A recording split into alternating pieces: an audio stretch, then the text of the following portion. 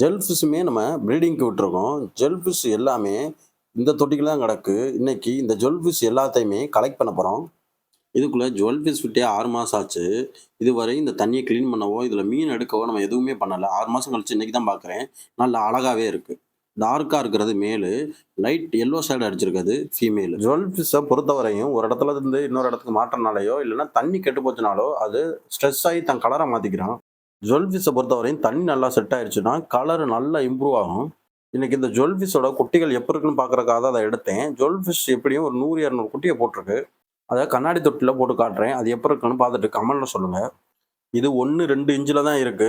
சின்னதுல கொஞ்சம் கலர் வந்து டல்லா தான் இருக்கும். வளர வளர தான் அதோட கலர் கூடும். இது ஈஸி மெயின்டனன்ஸ் கூட. ப்ரீடிங்குமே ஈஸியா இத எடுத்துடலாம். குட்டியுமே ஈஸியா இதுவே பாதுகாத்துக்கிட்டு வந்துரும். ஜுவல் ஃபிஷ்லயுமே 2, 3 வெரைட்டி இருக்கு போல. நம்மள்ட்ட நார்மலா கிடைக்கிற ஜுவல் ஃபிஷ் தான் இது.